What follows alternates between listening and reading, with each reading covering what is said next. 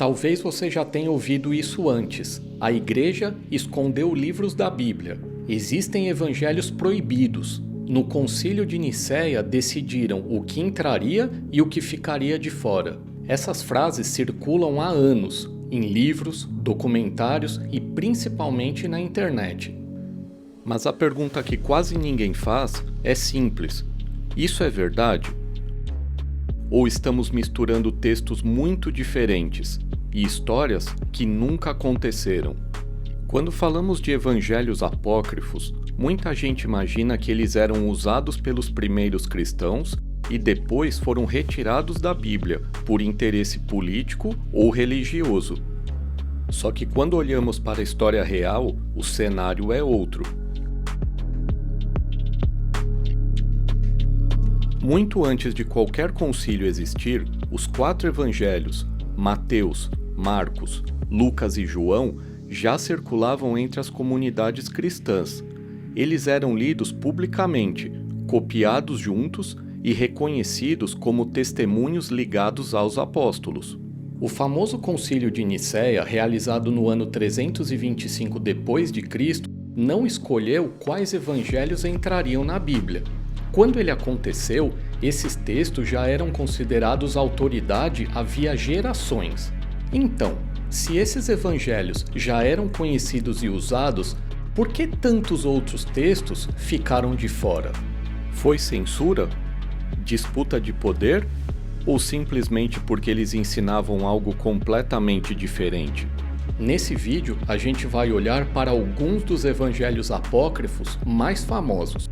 Alguns que são reconhecidos hoje como fraudes, e outros que são textos antigos reais, mas com uma teologia muito distante do cristianismo bíblico. E a ideia aqui não é criticar quem já leu ou se interessou por esses textos, é entender o que eles realmente dizem e por que nunca fizeram parte da Bíblia.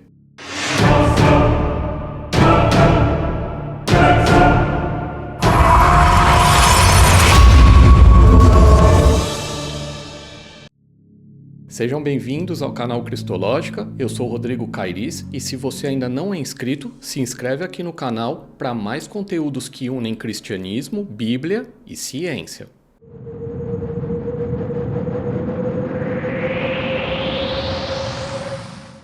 Quando se fala em evangelhos apócrifos, poucos são tão citados quanto o Evangelho de Barnabé.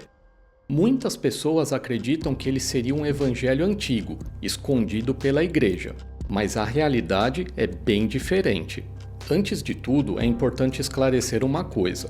O Evangelho de Barnabé não tem relação direta com a Epístola de Barnabé ou com os Atos de Barnabé, que são textos antigos, conhecidos desde os primeiros séculos. Estamos falando aqui de um documento completamente distinto. Do Evangelho de Barnabé, existem apenas 2 manuscritos conhecidos, um escrito em italiano medieval e outro em espanhol. Nenhum deles pode ser datado antes da Idade Média. Não existe qualquer citação desse texto nos primeiros séculos do cristianismo. Nenhum pai da igreja o menciona. Nenhuma lista antiga de livros o registra. O silêncio histórico é total. O texto também demonstra desconhecimento básico do contexto bíblico.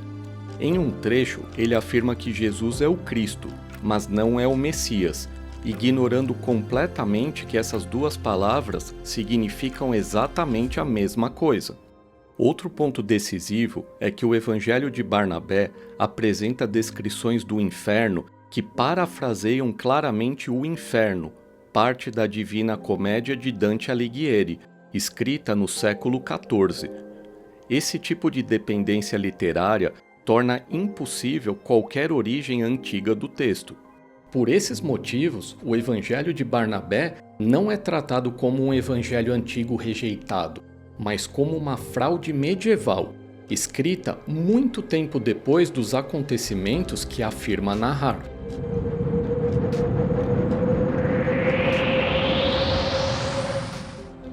Um pequeno fragmento de papiro ficou conhecido como o Evangelho da Esposa de Jesus. Ele rapidamente foi usado para sustentar a ideia de que existiriam verdades sobre Jesus que teriam sido escondidos pela igreja, mas é importante esclarecer desde o início. Esse texto não é um evangelho antigo, ele é apenas um fragmento isolado, sem narrativa, sem contexto e sem qualquer referência nos primeiros séculos do cristianismo. O papiro em si é antigo, possivelmente do século IV, mas isso não significa que o texto contido nele também seja antigo. Esse tipo de coisa, inclusive, é muito comum em falsificações modernas. O fragmento foi escrito em copta, e foi justamente isso que permitiu aos pesquisadores identificar o problema. O texto coincide quase palavra por palavra com trechos do Evangelho de Tomé, inclusive repetindo o mesmo erro gramatical encontrado em uma edição moderna desse Evangelho, publicada online. Ou seja, o fragmento não foi copiado de um manuscrito antigo, mas de uma versão digital moderna do Evangelho de Tomé. Além disso, a ideia de que Jesus teria sido casado aparece em outros textos gnósticos, como o Evangelho de Filipe, sempre de forma simbólica, nunca histórica. Esses textos não estão interessados na vida real de Jesus, mas em ensinamentos místicos característicos do gnosticismo do século II.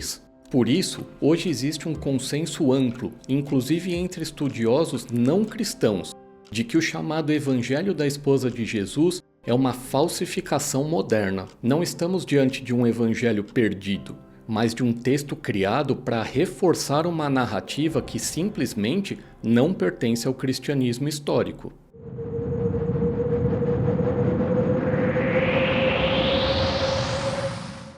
Entre todos os evangelhos apócrifos, um dos mais discutidos é o Evangelho de Tomé. Diferente de outros textos, ele não é uma narrativa da vida de Jesus. Antes de continuar, é importante esclarecer algo. Quando falamos dos evangelhos apócrifos, é muito improvável, para não dizer praticamente impossível, que eles tenham sido escritos pelas pessoas cujos nomes carregam. Esses textos foram escritos tardiamente, quando os apóstolos já haviam morrido. Seus autores eram desconhecidos e, para dar mais peso às suas ideias, passaram a usar nomes de figuras conhecidas do cristianismo primitivo. Era uma forma de buscar autoridade e credibilidade. O Evangelho de Tomé é uma coleção de ditos atribuídos a Jesus. Não há narrativa do seu nascimento, não há relatos de milagres e não há uma história contínua dos acontecimentos. Isso já revela algo fundamental. Esse evangelho não está interessado no que Jesus fez na história, mas em supostos ensinamentos secretos que teriam sido transmitidos a poucos.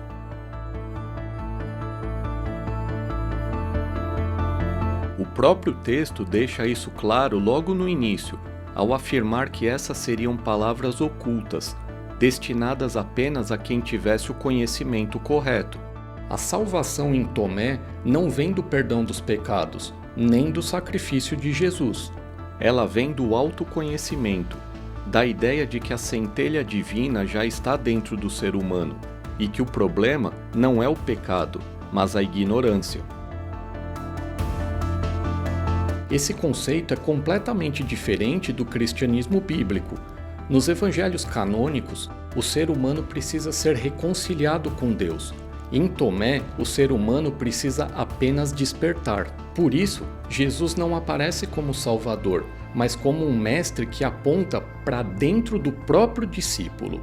Não é por acaso que o Evangelho de Tomé se encaixa perfeitamente no gnosticismo do século II, um movimento que misturava elementos cristãos com filosofia grega e misticismo. O Evangelho de Tomé não foi rejeitado por censura ou perseguição, mas porque apresenta um Jesus desconectado do centro da fé cristã. Não estamos falando de um evangelho alternativo, mas de uma teologia completamente diferente. Tomé é lembrado por ser o discípulo que duvidava, e o nome desse evangelho acaba sendo bastante apropriado, porque nesse caso é exatamente isso que devemos fazer: duvidar.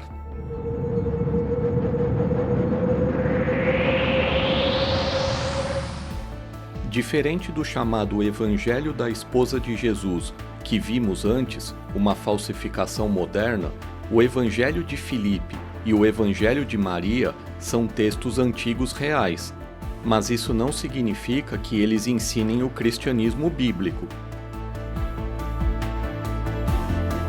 Esses dois escritos surgem entre os séculos 2 e 3 e fazem parte do movimento gnóstico, sendo usado hoje para sugerir que existia um cristianismo oculto, posteriormente suprimido pela Igreja. O Evangelho de Filipe não é um evangelho narrativo. Ele é um texto simbólico, marcado por linguagem mística. Em um trecho famoso, o texto afirma que Jesus beijava Maria. No próprio contexto, isso não descreve um relacionamento, mas uma linguagem simbólica comum nesses escritos. Nada ali aponta para casamento. Essa leitura surge quando o texto é forçado para sustentar uma narrativa moderna. O chamado Evangelho de Maria, tradicionalmente associado a Maria Madalena, segue a mesma linha. Ele não narra a vida de Jesus, nem a apresenta como esposa.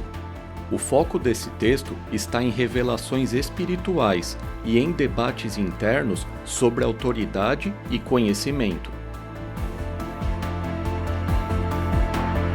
Em um trecho conhecido, Maria entra em conflito com Pedro, que questiona por que certos ensinamentos teriam sido revelados a ela. Esses dois textos refletem disputas do século II, quando grupos gnósticos reinterpretavam o cristianismo à luz do misticismo e da filosofia da época. Por isso, eles não foram rejeitados por preconceito, mas porque ensinavam algo diferente da fé cristã transmitida pelos apóstolos.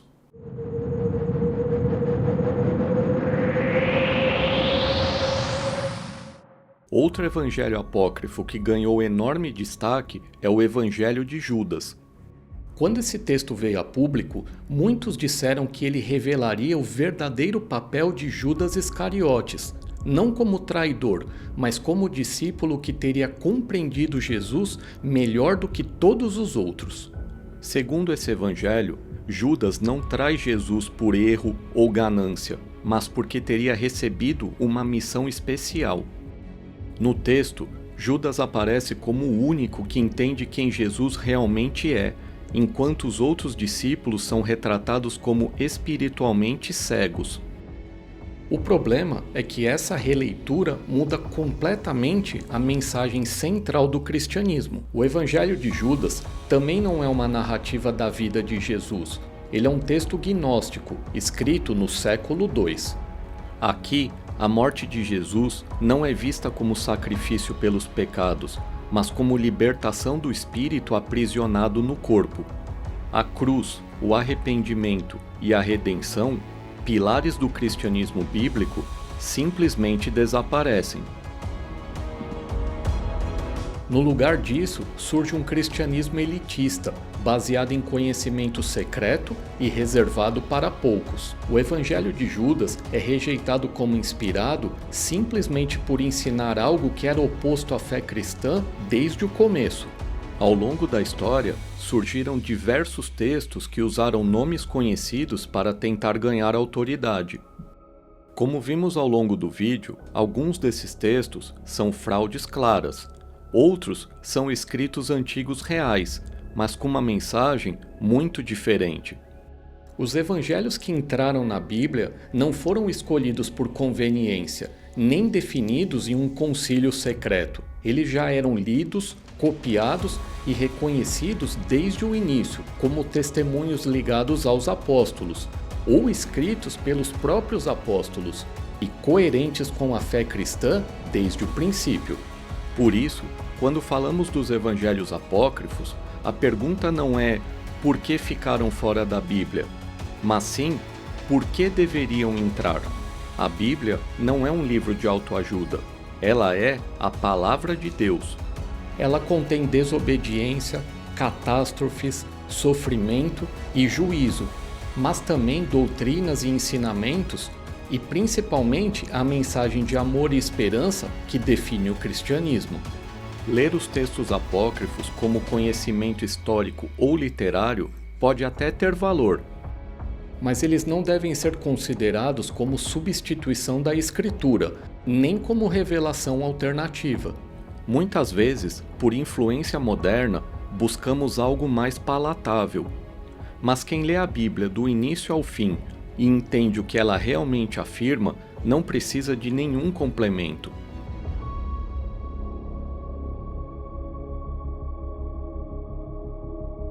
Espero muito que você tenha gostado desse conteúdo e se ainda não é inscrito, se inscreve aqui no canal, deixa o seu like e compartilhe esse vídeo com seus amigos e familiares. Deixa aqui nos comentários também se você já conhecia os evangelhos apócrifos da forma como nós apresentamos no vídeo de hoje. Vou ficando por aqui, muito obrigado por assistir e nos vemos no próximo vídeo.